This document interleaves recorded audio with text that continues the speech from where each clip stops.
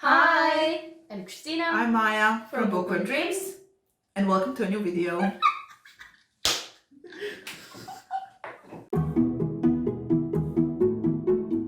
So today we're going to talk about two books from Talia Hibbert. One being Get a Life, Chloe Brown. The second one being Take a Hint, Danny Brown. And in the first one, we follow Chloe Brown. She has a near miss with death. She almost gets hit by a car, and then she realizes that her life is kind of interesting, and that, you know, if she were to die at that point, that nobody would have anything interesting to say about her life. So she decides to get a life.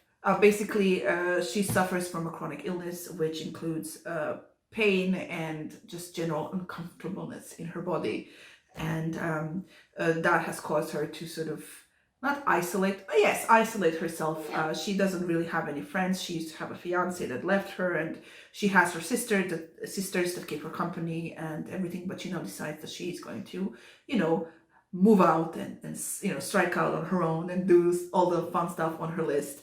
And first of all, before we get to the whole story, the shock that I experienced when the audiobook started and the people started talking in a British accent, I was like, what is happening? I'm like, is she British? And then I went to read what you said, and it says Talia Hibbert, a British author. I'm like, yes. Oh my god, like I had no idea. I don't research authors. I don't know. I just know what they're called, and that's it.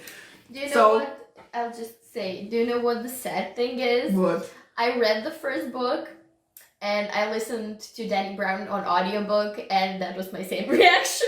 I forgot that Talia Hibbert was a British author, and I was like, she's speaking in a British accent. Oh my god! Yes, that was my reaction. Like, why is she speaking in a British accent? Like, that's so weird.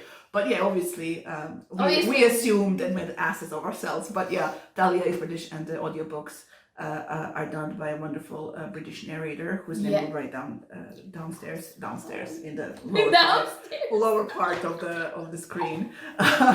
Anyway, I think listening to these books is better than reading them, because I loved Chloe Brown. I loved the narrator, because the love interest in Chloe Brown, Redford, has this sort of northern London accent, which is like so awesome. I basically spent the entire audiobook giggling. I'm like walking my dog around listening to the book giggling. I'm like sitting down giggling. I was giggling the entire time. Anyway, that's Chloe Brown. So Danny Brown, taking him, Danny Brown is the story of Danny or Danica Brown, Chloe's sister, and she works at a university while she's doing her PhD, and there's this security guard called Zafir Ansari, who kind of likes her. They have struck up a friendship, and when a fire drill goes wrong and she gets stuck in an elevator, he kind of comes to her rescue and brings her out like wedding bell style, kind of, and her students make a video, and the video goes viral. And because Zafir has this not company, oh my god, help me out, charity, a sports charity, and he wants to get some kind of publicity for it. They kind of agree to fake date, because everybody loves them, and they have dubbed them hashtag Dr. Rugby, because he used to play rugby. So yeah, and kind of we follow their romance as it evolves. Yes. And also, I would like to say the audiobook is brilliant. I loved all the accents. I was giggling in this one too. Like, in the beginning, there's this such a hilarious scene. I laughed out loud, like literally. Thank God I was at home, and and just overall loved the narrator of the audiobook. So yeah, I think I'm just gonna skip ahead a bit. I'll just say I didn't read Chloe on audio, and I think you missed out. I missed out. You definitely missed out. Because I think I would have liked it better. I like Danny so much more, but I think a lot of it had to do with the narrator, the audiobook and the narrator. I really think it does pack just like a bit of punch, like a bit of spice adds to it. Like it just okay. Yeah. So I loved Chloe. She liked Danny. So we're going to just compare. God knows who will love Eve. Yes, I don't know what will happen with that one. But it's coming out in March, so it's yes, going to be fun. So we're just going to compare the two. What I loved about the whole Chloe book is I liked that the characters were real. And this is an on voices book, so the author suffers from a chronic illness and is Black. I don't know if she's short and has colorful hair, but because I didn't Google what she looks like. But she does have short hair. She does have short hair? Okay, yes. I'll check her out at some point. And I liked how the characters were real, and I liked how realistic not overly realistic, but there is a sort of dose of realism to the development of the relationship between Chloe and Redford. And it took me like half a book to figure out that Redford was white. I was like, I kept imagining, like, that's so weird, like a black guy with ginger hair. With ginger hair, and then I did you not see the cover? I did not see. I mean, I did, but it didn't like register. Then I was like, oh, let's look at the cover. Oh, he's white. Okay, that I guess makes more sense than the black guy with red hair. But yeah, the characters were real, and I liked how there wasn't any unnecessary melodrama. Mm-hmm. Of course, as in every romance book, there is like a third act, like something that has to happen to sort of keep them apart, and then at the end bring them together. That was kind of melodramatic, and it was based on a sort of miscommunication. He's actually basically eavesdropping on Chloe talking to her sisters, and he mishears something.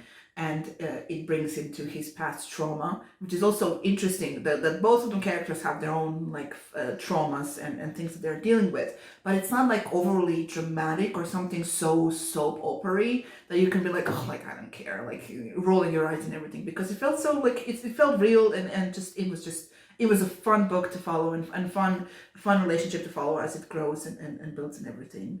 And the smut scenes were awesome too, so that's always a plus. I can say that about Danny too. I mean, it's the same author. Yeah. I love the smut scenes. I have to say I agree with you wholeheartedly, because like in Danny, the characters were also very real. They both had their own traumas from before. I could literally see them as real people, like somebody you would actually meet in your life. And I could understand their reactions and what they do based on what happened to them before.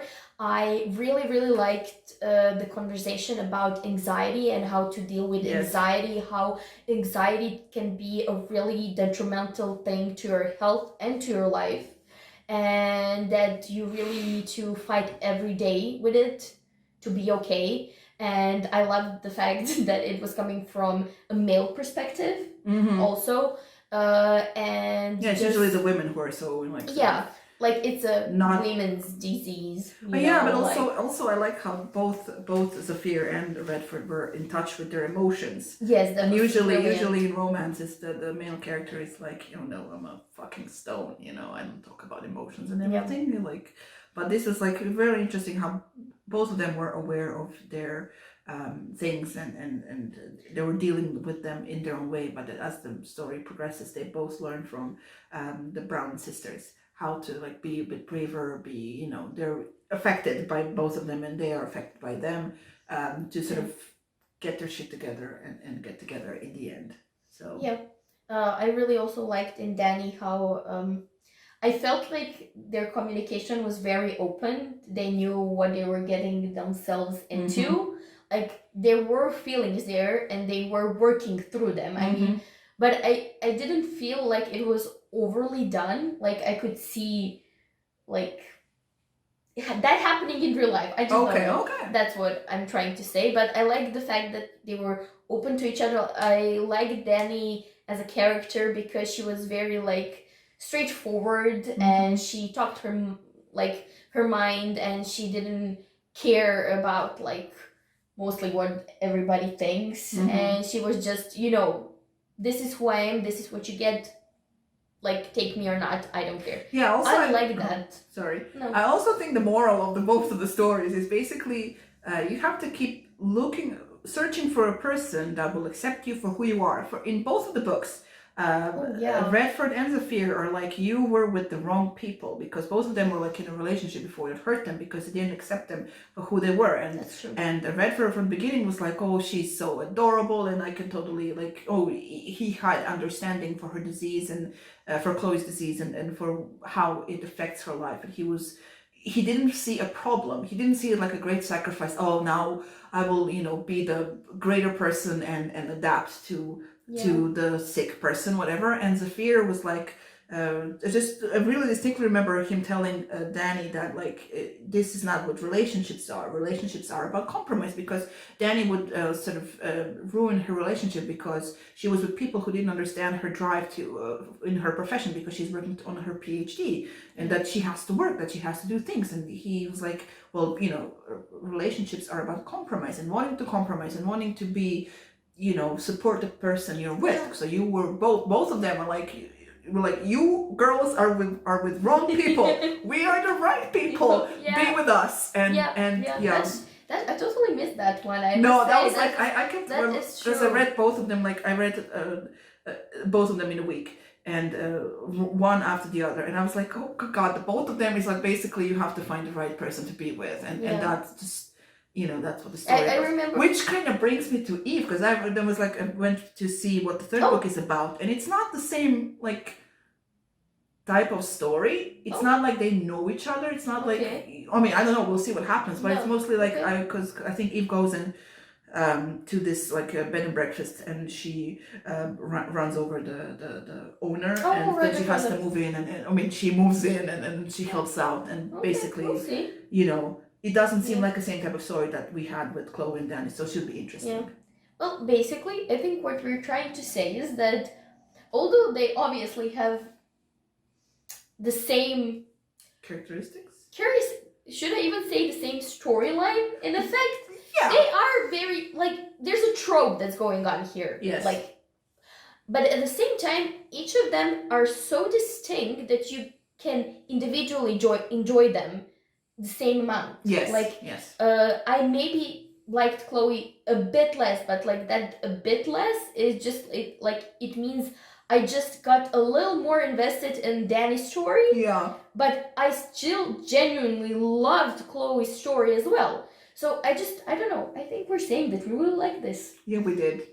This was the writing. I don't know why we waited so long for I this. don't know. Like, the writing was excellent. The characters, I love that the female characters are smart women who are good in their fields, who know they're good also in their... aren't 21. Yes. That's a plus. But they know they're good in their fields and they don't want to back down. Like Danny is very open-minded. She is very open, like sexually also. Like literally there's in the beginning talk if she is even like, do you even date guys? Because they have seen her a lot with girls. Mm-hmm. So basically she is very fluid in that regard. And like she's also a witch, which was like hilarious. But like, I just like the characters don't feel like characters, they feel like people. Yeah, real people. That's what really draws me in here, because like they're real people. They could be your friend, like literally. And I really like that. I don't know. Yeah. Yeah, we very much enjoyed this story. If you want to share any of your thoughts, if you read the books, please do down below in the comments. We would love to hear from you. What else? Please like, share, subscribe. Press the bell button if you want to get notifications whenever we post new videos. There will be important links in the description box, so go check them out. Thank you so much for watching, and we will see you in our next video. Bye.